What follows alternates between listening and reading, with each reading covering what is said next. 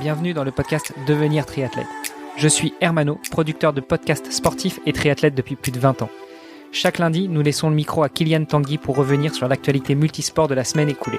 Kylian produit chaque jour le podcast Sport Actu, dans lequel il revient sur les résultats et faits marquants sportifs de la journée. Retrouvez-le sur Apple Podcast et sur Instagram à sport.kyliantanguy. Juste avant de vous laisser écouter cet épisode, j'ai un service à vous demander. Aidez-nous à faire grandir la communauté en partageant cet épisode et plus globalement ce podcast au plus grand nombre.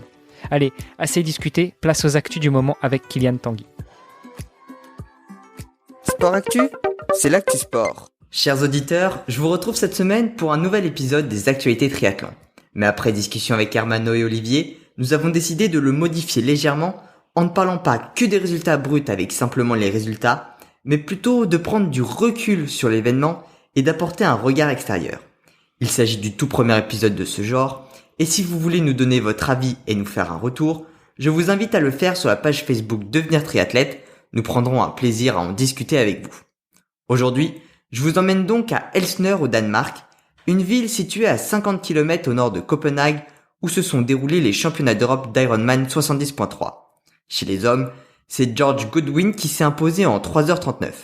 Entré dans le monde du triathlon à seulement 12 ans, le Britannique a tout de suite été parmi les tout meilleurs en raflant le titre national et européen en duathlon en 2014 en catégorie junior, puis en terminant 20e des championnats du monde junior de triathlon l'année suivante.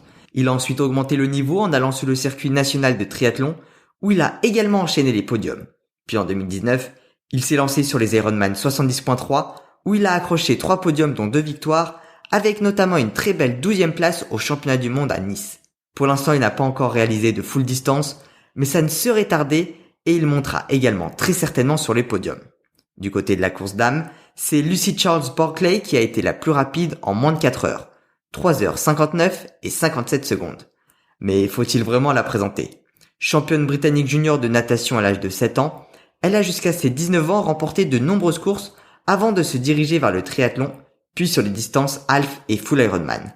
Et une fois de plus, elle a tout dominé sur son passage, en remportant ceux de Lanzarote, le full Ironman en Afrique du Sud à 2 reprises, mais également de nombreuses courses de la filiale Challenge Family, dont les championnats du monde en 2017, en 2018 et en 2019. La seule chose qu'il manque à son palmarès, c'est le titre de championne du monde d'Ironman.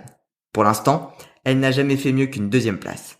Et à croire qu'elle est maudite, car cette 2e place, elle l'a eue en 2017, en 2018 et en 2019. Mais peut-être que cette année sera la bonne, c'est ce que nous verrons en octobre prochain. J'espère que ce nouveau format d'épisode vous a plu. Aujourd'hui, j'ai réalisé 2 portraits d'athlètes, mais ce ne sera pas toujours le cas. D'autres formats d'épisodes en lien avec l'actualité me sont dans la tête. Prochain épisode lundi prochain, car demain vous retrouverez Hermano, Olivier et leur nouvel invité. Sport Actu, c'est l'actu sport. Merci d'avoir écouté cet épisode jusqu'à la fin. Si vous l'avez apprécié, venez sur le groupe Facebook pour nous laisser un commentaire et interagir avec nous. Vous nous aideriez aussi énormément en allant sur Apple Podcast pour laisser une revue 5 étoiles de préférence à ce podcast Devenir triathlète et au podcast de Kylian Tanguy, Sport Actu. Allez, à demain pour lancer la thématique de la semaine.